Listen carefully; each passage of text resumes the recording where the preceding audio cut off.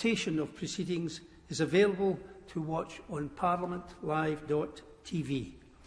I am delighted to mark this first occasion of the live use of BSL interpretation in the House of Lords. Yeah. My Lords, second reading of the British Sign Language Bill, Lord Holmes of Richmond. Yeah. My Lords, I beg to move that this bill be now read a second time. I'm grateful to the Lord Speaker for taking the first line of my speech. But it is such a positive point and right that he should make it from the chair to show the whole House's support for such a wonderful first in your Lordship's chamber. My Lords, standing here this morning, I am but a bridge, a conduit, a messenger for the British Sign Language Private Members Bill. All of the credit, all of the plaudits should go to the Honourable Lady Rosie Cooper in another place, who steered her Private Members Bill through the other place in such style. Similarly, credit should go to all the organisations who've supported and pushed for such a Private Members Bill, not least the BDA, the RNID, all other organisations and individuals right across the country who have spent so much time pushing for this measure. My Lords, I start with an apology. I would have liked to have practised a small amount of sign language to put into my speech this morning, but having consulted with many people because of the difficulties, obviously, for myself of being able to have a conversation in BSL, it was advised that it would be inappropriate for me to do so, and I hope that's okay with everybody out there, and I hope that it is perfectly in order and fantastic again to underline the live signing on Parliament TV as I speak. The purpose of the bill, my Lords, in many ways incredibly straightforward. Simply this: to include BSL signers. One example to make the point: imagine you are a BSL signer and you go to a hospital or a GP appointment. The news might not be good. It may be. But whether good or bad, it's certainly personal. Perhaps some of the most personal interaction you may have with the state. In those circumstances, it seems wholly appropriate that a BSL signer should not have to rely on a spouse, a parent, a child, a sibling to enable that encounter to be accessible and inclusive. This seems a perfectly reasonable proposition and is certainly well set out and delivered for in other aspects of the public sector. To the bill itself, unopposed through all of its stages in the other place. Again, great testament to the Honourable Lady Rosie Cooper.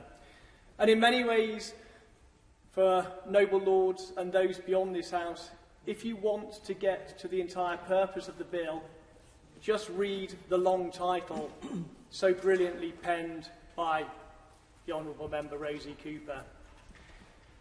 To the detail of the bill. Clause 1 recognises BSL as a language of England, Scotland and Wales. The bill does not extend to Northern Ireland for two key reasons. Firstly, to recognise and respect the usage of British Sign Language and Ireland Sign Language in Northern Ireland. And secondly, to note the limited extent of the Equalities Act 2010 in Northern Ireland. Clause 1 puts on a statutory footing what was set out in a ministerial statement in 2003 in terms of the recognition of BSL as a language. Clause 1.2 is a technical but important part of the bill, which simply sets out to ensure that this bill does not cut across or stymie any existing legislation and legislative provisions, not least those set out in the Equalities Act 2010, particularly pertaining to reasonable adjustments. Clause 2 puts a duty to report on the Secretary of State for the promotion and facilitation of BSL across all of the departments of state listed in the schedule to the bill. This could be plans, strategies, approaches in terms of promotion, press releases, anything in reality which leads to that promotion and facilitation of BSL. And it's Clause 2 in many ways which would enable the deaf community to hold the Secretary of State and the government to account on the provisions of this private member's bill. Clause 3 sets out a duty on the Secretary of State in terms of the production of guidance for the promotion and facilitation of BSL. Again, there's a real opportunity here to bring out best practice, to set out case studies, in short, to drive up and improve right across the piece in terms of BSL. One of the key elements of Clause 3 is that it will be supported by an advisory board of BSL signers to put in their views, their experience, their expertise to the Secretary of State in the creation and deployment of that guidance. That brings me to the non-statutory provisions which the Minister has set out alongside the bill. I won't dwell too much on this because I wouldn't want to take words from my noble friend the Minister this morning, but that board of advisors, BSL signers, absolutely critical to so much of what will happen in this space. Secondly, a move to increase the number of signers across the country.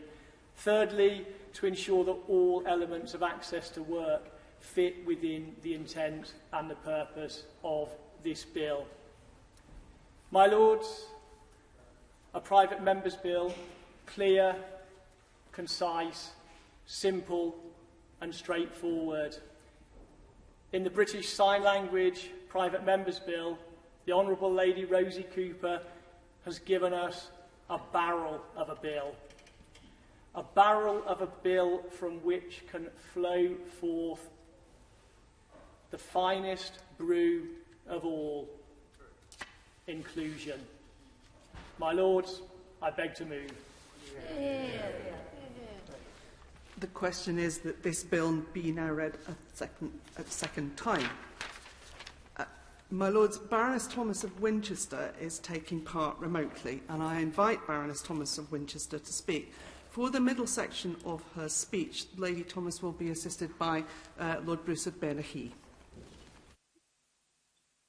My Lords, I warmly welcome this bill and pay tribute to all those people who have made this possible, particularly to my old friend David Buxton, chair of the British Deaf Association, and of course the noble Lord Holmes of Richmond.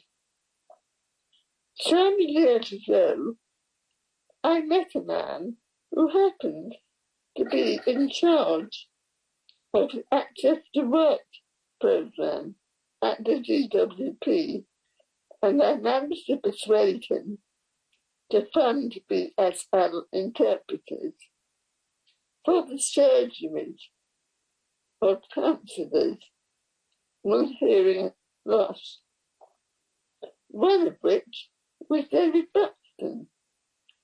I don't know whether you know any counsellors who fell into this category.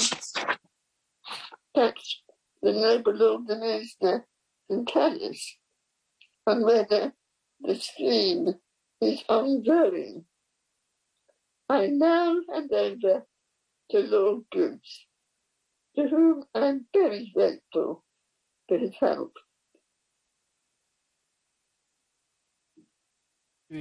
Baroness Thomas's speech. At first glance, this is a very modest bill, but it is a bill of enormous significance as it gives legal status, as we've heard, to British Sign Language at long last. In time, it will be unacceptable for the only public service to offer BSL of the courts.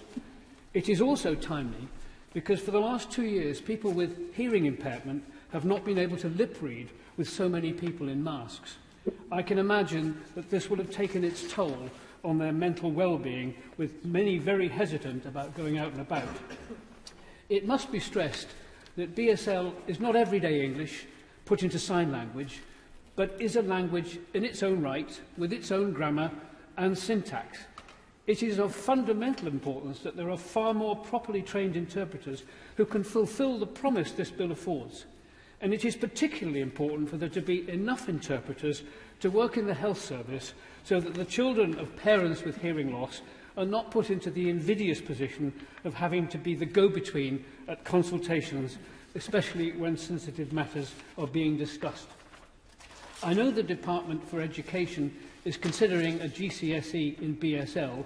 Could the noble Baroness the Minister say how far advanced those plans are? And now hand back to Baroness Thomas to finish her speech. My final point is to ask the noble Baroness the Minister how we should scrutinise this legislation in the months ahead. Will the guidance the DWP are going to issue to all departments be made public? And will the Cabinet Officer's report on the promotion of BSL be published? Finally, how will job seekers with hearing impairments be able to access the service of BSL interpreters? My lords, this bill is very welcome, if long overdue. We all wish it well.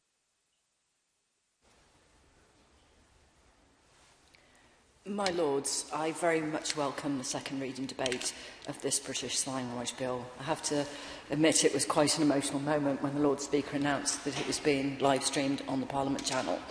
This is truly a landmark moment. I'd like to thank the many deaf people who have been in touch with me about this bill. Philip Lineker from Hearing Advisory Service wrote to me and said he couldn't imagine a more significant piece of legislation for deaf people. Indeed, it's a step forward, but there's always more that could be done. What we've seen in recent months is the power of television. The power of Strictly to educate is possibly more than we ever thought it might be. Rose Ayling-Ellis was amazing. And it's wonderful to hear about the increase in people wanting to learn sign language. Over the years, I've heard many times about teaching BSL in schools or even having a GCSE. That would show true commitment. But I'd also like to thank Jill Jones from the Deaf Ex-Mainstreamers organisation. She told me that only 4,000 of the 54,000 deaf children in the UK are permitted to learn BSL. This is because deaf children must have an education, health and care plan in order to learn it, which spoken language, my lords, requires a medical plan in order for a child to learn it. In published research on language endangerment, she states that there can be no other route to increasing the number of deaf children accessing BSL except by legal requirement. And she's concerned that while professionals working with families are supposed to give balanced information to all deaf and hard of hearing children, because of normalisation, they don't always do that. And sadly, my lords, I tried numerous times in lockdown to persuade the government and others to enable BSL interpretation to be available at the 5 p.m. briefings. And I know that this is beyond the scope of the bill. But with the commitment that we're seeing in the chamber today, I hope that that might be something that could change in the future. It was possible in Scotland, but not the rest of the UK. Linguists have recognised sign language as being bona fide languages from the 1970s. And it'd be interesting how we could move on from here and look at how we can protect BSL in terms of giving it the same status as English, Welsh and Gaelic. The same ethos was applied successfully in the Welsh Language Act 1993 in terms of giving this recognition. I would like to thank the Noble Lord Holmes, for explaining the issues with the Northern Ireland, of which I've had quite a number of people asking me that question. My Lords, as wonderful as Strictly was, the memories may quickly fade, and I don't want to lose the momentum that we have. So it is important that we do everything we can to promote and facilitate training and education for families with deaf and hard of hearing children about British Sign Language.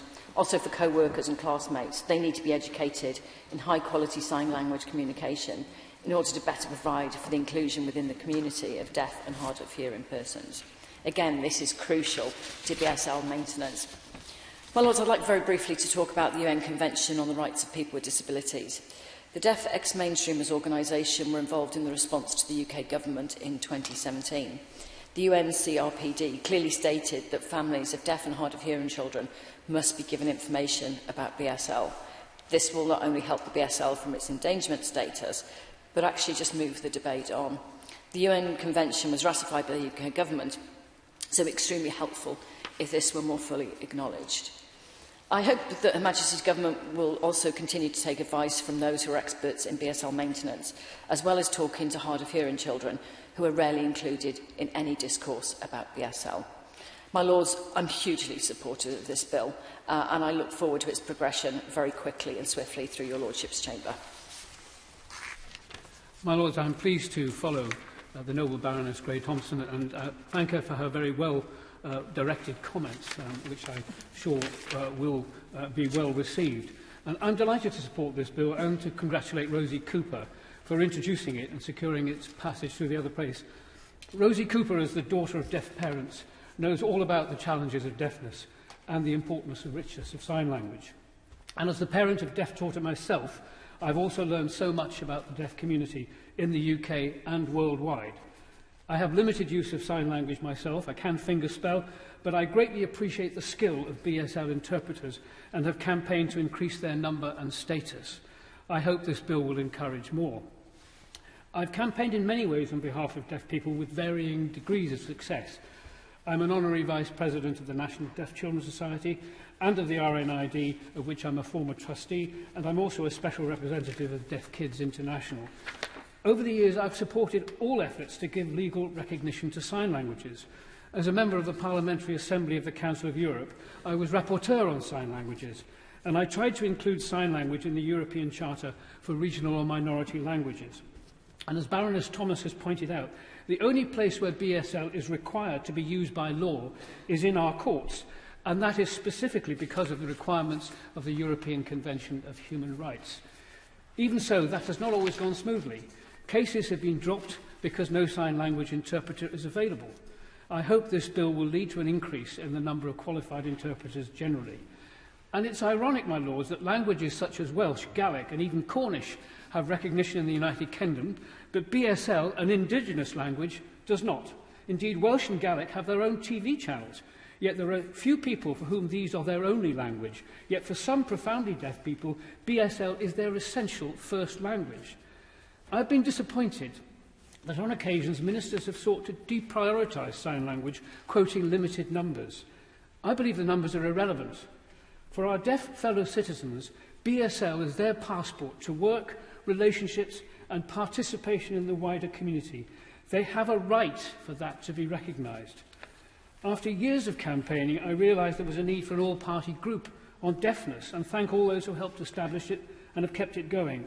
There are so many discrete issues affecting deaf people, ranging from access to audiology, digital hearing aids, subtitling, telephone communications, interpreters, etc. And we were honoured to have Jack Ashley as our president, and he gave us unstinting support. As rapporteur for the Council of Europe, I visited Sweden and Finland and produced a report in 2003 on the protection of sign language, which secured the support of the Assembly, but was not followed through by ministers, although a number of member states did subsequently provide official recognition of sign languages, as the Scandinavian countries did long ago, even enshrining it in their constitutions. And what I learned in that process was that legal recognition has a transformational effect. It greatly increased deaf awareness and understanding of communications with deaf people. It led to the inclusion of sign languages in the curriculum, and this in turn had two important benefits. The first was a wider awareness of sign language across the population in general, and secondly, it increased the pool and deployment of sign language interpreters.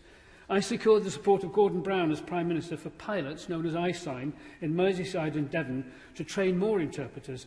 These proved successful, and David Cameron undertook to extend them. So when I came up in the private members' bill ballot, I introduced my own bill in 2013. The Communication Support Deafness Bill addressed the needs for support for all forms of communication with deaf people, including lip-speaking, text-to-speech, recognition and sign language. And it also proposed a BSL board to promote sign language. Ironically, the Minister at the time, Mike Penning MP, declined to support the bill, and it was squeezed out.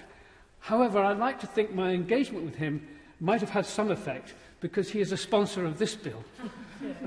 Somebody else who certainly had a galvanising effect, as Baroness Thompson has said, on securing government backing must surely be the inspirational Rose Ayling-Ellis, whose spectacular set in winning Strictly Come Dancing reached millions in showing that how BSL cements the bridge between the deaf and the hearing world.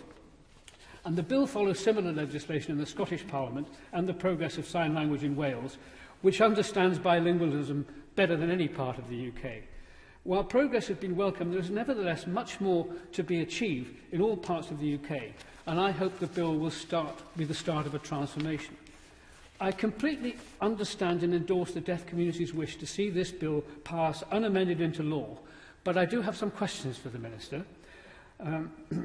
The simplest and most welcome clause in the bill is clause 1.1, which simply states British Sign Language is recognised as a language of England, Wales and Scotland. Hallelujah! However, can the Minister explain what the next clause means? Subsection 1 does not affect the operation of any enactment of rule of law. Does the Government envisage offering BSL as a language option within the school's curriculum? And I know that the RNAD have been working on this. This has proved popular and had enormous benefits in countries where this is the case.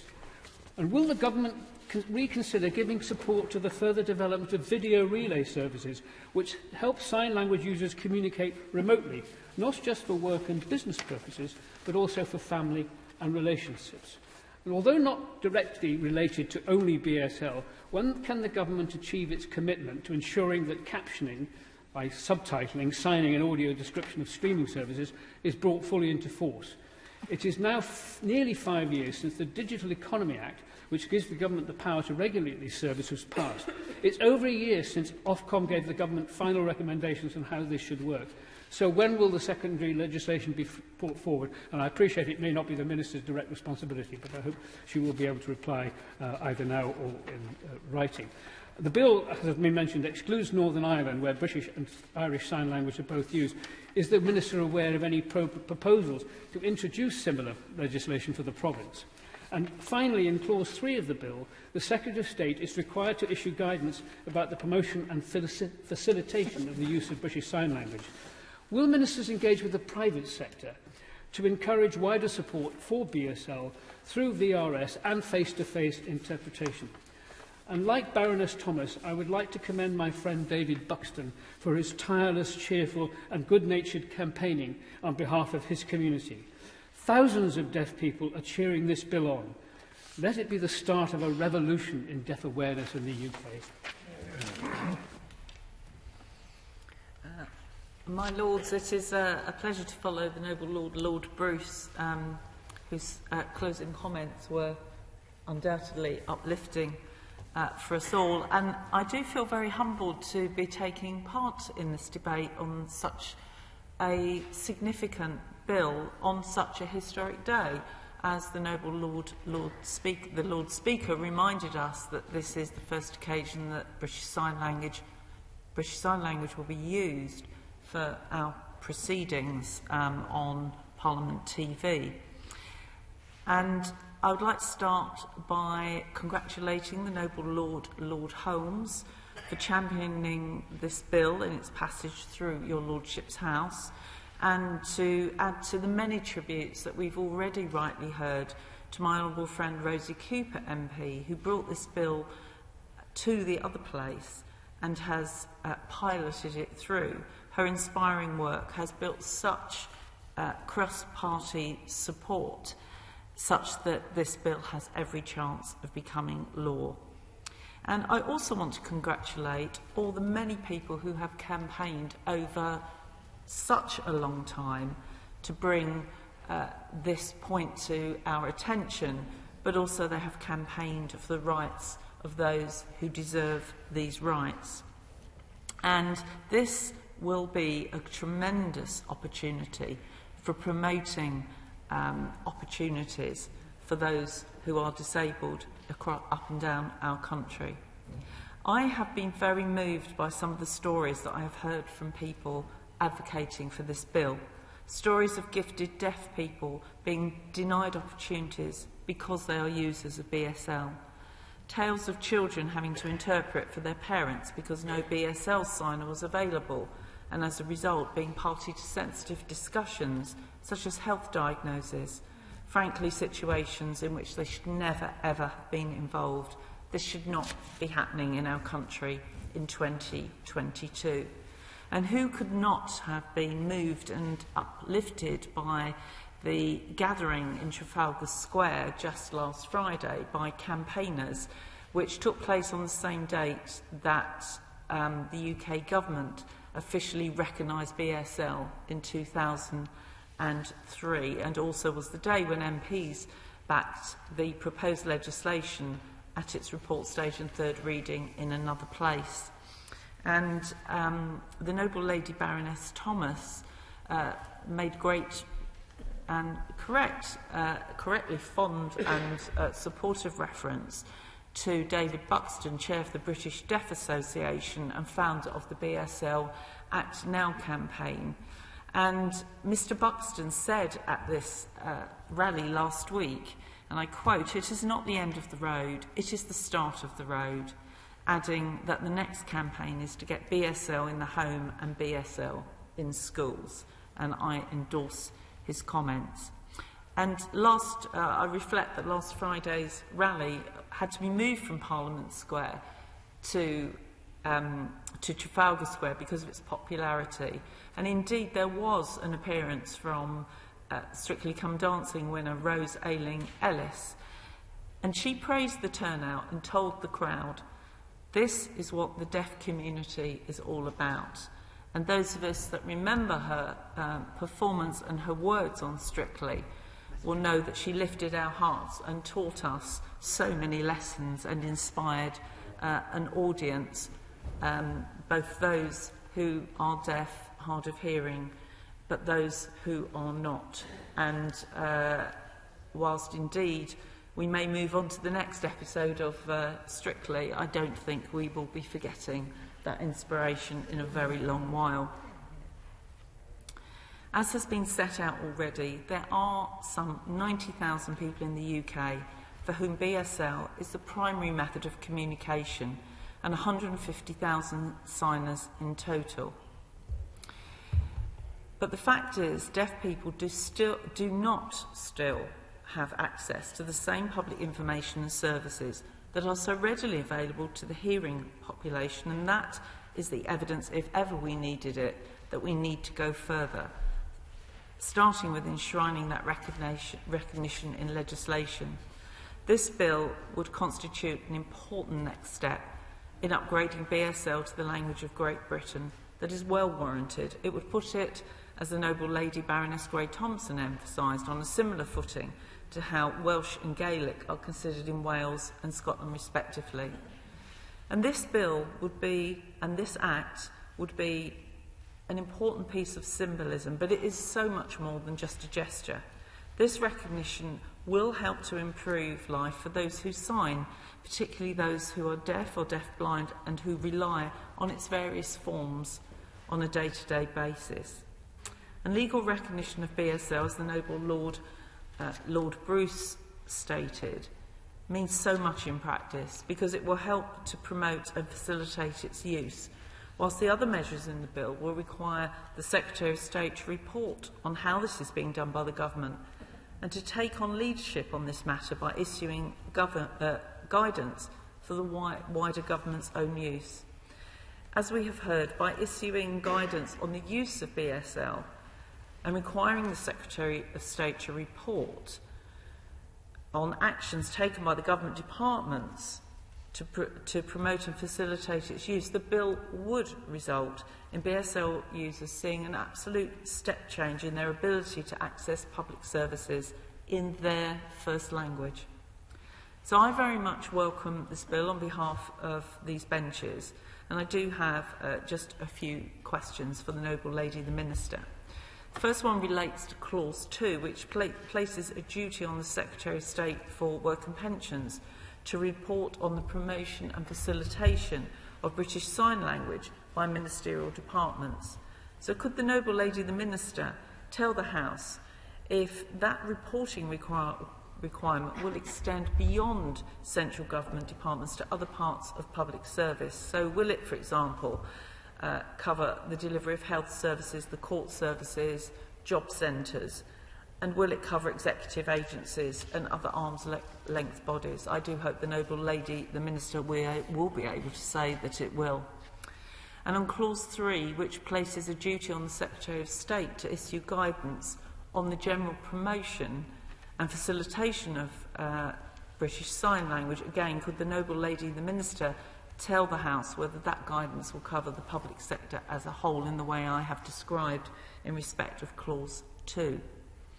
And finally, for this bill to get through before the end of this parliamentary session, we will need to show restraint. So can the noble lady, the Minister, assure the House that if no amendments are tabled, that this bill will definitely be passed before prorogation?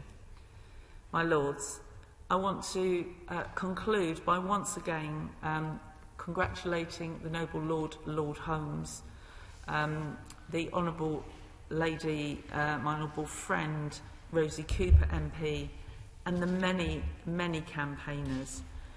And I want to pledge support from these benches to this bill. This would be a really important moment, not just for the deaf community, but for everybody, when this bill, I hope, reaches the statute books.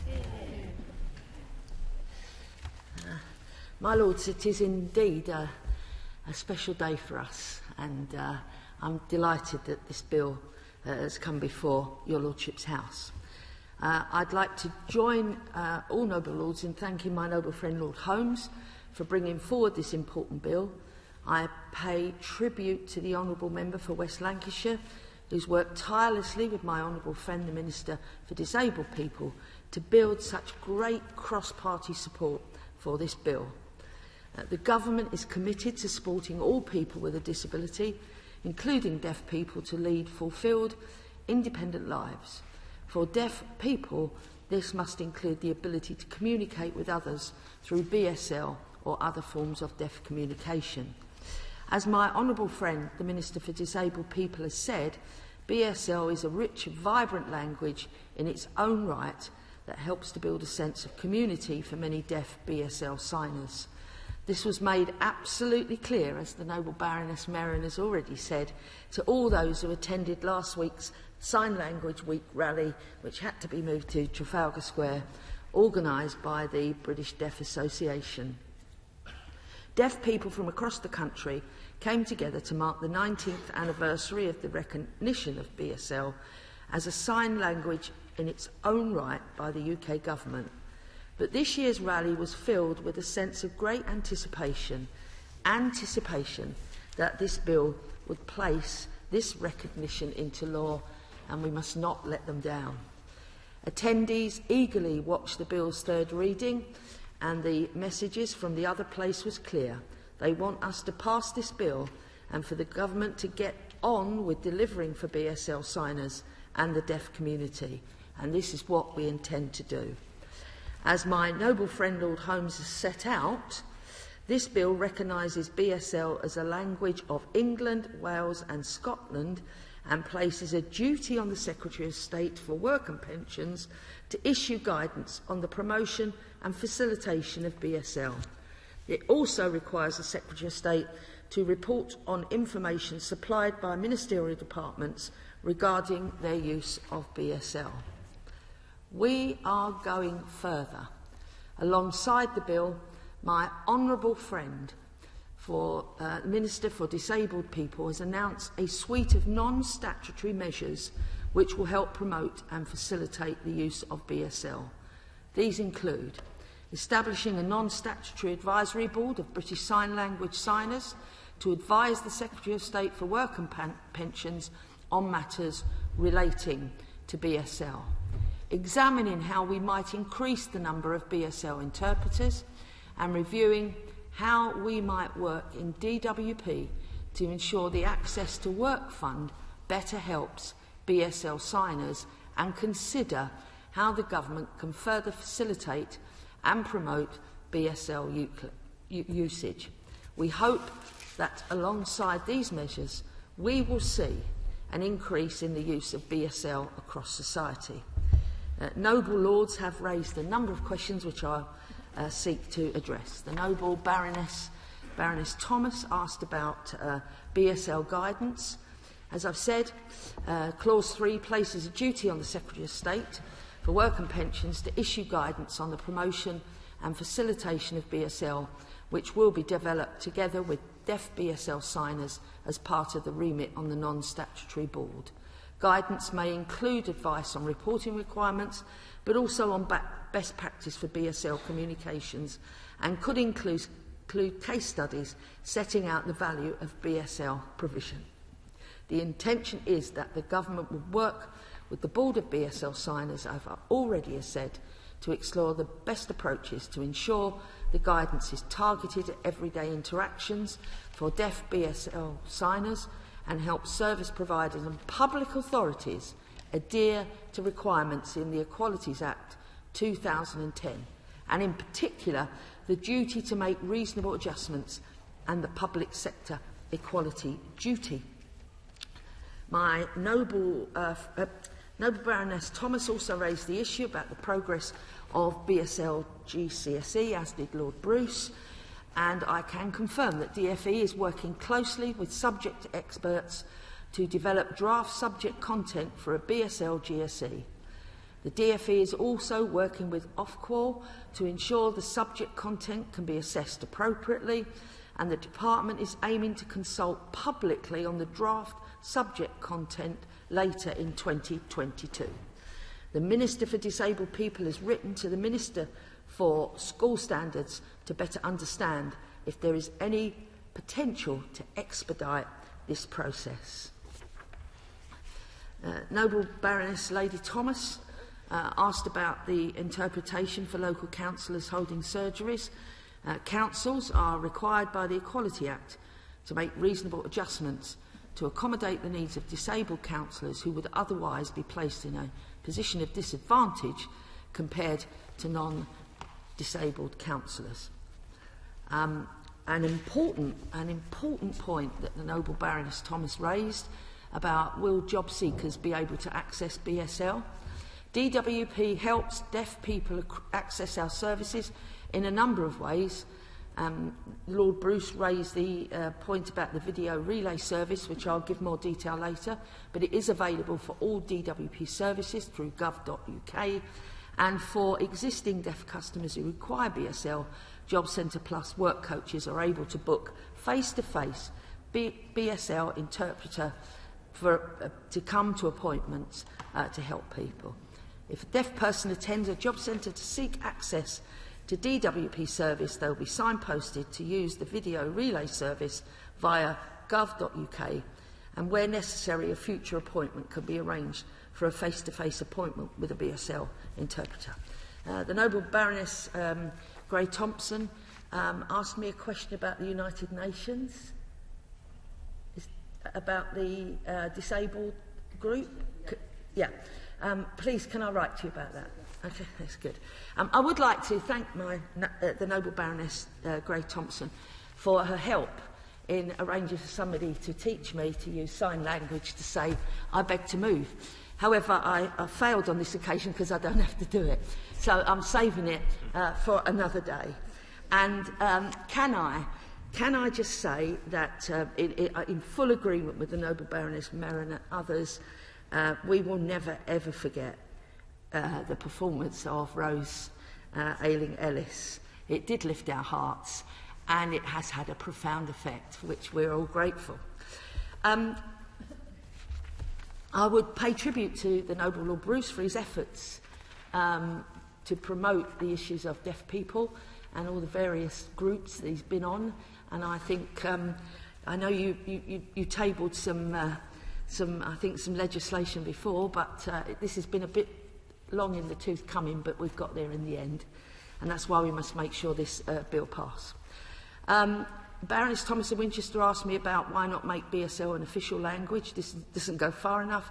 Other languages of the UK, include English, do not have official recognition, so it wouldn't be appropriate to make an exception for BSL.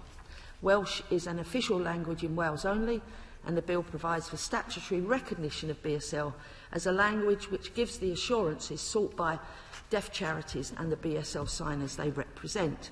Now, the Noble Lord Bruce raised the important point about Clause 3 and about guidance for business and the private sector.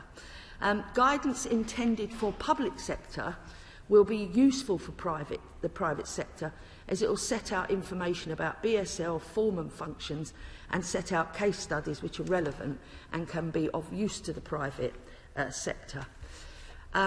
Now, again, the Noble Lord, Lord Bruce, raised the point about a province being recognised. I didn't catch the province, and so if you'll allow me to read Hansard and write to you to confirm the answer, I'd be most grateful. I've already made reference to the video relay services that the Noble Lord Bruce mentioned. Progress has been made in this area. A number of service and telecommunication companies have introduced video relay service, which allows deaf people to communicate with non-British Sign Language signers via an interpreter using video phones. I'm very grateful, and I do appreciate the development of VRS, but what a lot of deaf people are concerned about is that they want it for social purposes, and these services cost quite a lot of money. And I have been pressing for the government to look at ways of getting affordable access for deaf people to use it, not just for work, but for relationships and family and personal reasons. And I just hope that the Minister might take that away. Well, will you allow me to take that back to my colleague, Minister for Disabled People, and I will write to you and place a copy in the library for the whole House. The Noble Lord Bruce raised the point about the bill affecting operations of enactment of rule of law. The rationale for Clause 1.2 is to ensure legal certainty so that recognition of BSL would not generate confusion or disputes. In particular, the purpose and effect of Clause 1 is to leave the existing balance of legal protections of the Equality Act 2010 unaffected. The Noble Baroness Merrin asked about how broad the guidance and reporting requirements will be. Clause 2 requires the Secretary of State of Work and Pensions to regularly report on what each relevant ministerial department, those detailed in the schedule of the bill, has done to promote and facilitate the use of BSL in its communications with the public. These communications could include public announcements, publication of a plan, strategy or consultation document, or activities promoting its work, for example, press conferences. The reporting requirements will be for UK ministerial departments to comply with, not for individual hospitals or schools. This reporting will give us a much better understanding of how BSL is being used across government and how we can continue to improve communication for BSL signers. I'd like to finish by saying two things. Firstly, can I also endorse the great work of David Buxton? He's been spoken of with great affection and great dignity, and I and my benches will join in that tribute. And let's just be absolutely clear. We want this bill to go through. It's very important. Expectations are high. Commitment is high. And as with the previous private member's bill I did, if there are any issues any Noble Lord has, would you please come and see us? We'll meet you so that when we get to committee stage there'll be no amendments and the bill will pass in time for great celebration by the people for whom this will make a great change to their life. My Lords, can I thank all noble lords who participated in today's important and indeed ground-breaking debate. Each contribution has underscored not only the purpose of the bill, but the need for the bill, and in essence, that simple and most powerful of all points. When we seek to include a seemingly particular sector, group or community, when we do that, everyone benefits. Can I thank my noble friend the Minister and also her ministerial colleague, the Minister for Disabled People, Right Honourable Chloe Smith, in another place, for all of the work and commitment that you have both shown to the bill. To all the officials at DWP for all the work that they have put into briefings and indeed the preparation of the bill. And again, to the Honourable Lady in another place, Rosie Cooper, for all of her work on the bill. And finally, to David Buxton, who has done so much in this space for so many. My Lords, I beg to move. The question is that this bill be now read a second time. As many as are of that opinion will say content. The contrary, not content. The contents have it. My Lords, I beg to move that this bill be now committed to a committee of the whole House. The question is that this bill be committed to a committee of the whole House. As many as are of that opinion will say content. The contrary, not content. The contents have it. A message from the Commons that they have passed. The proceeding has ended.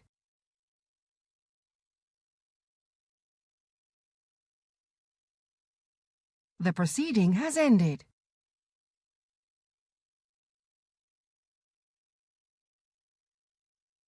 The proceeding has ended.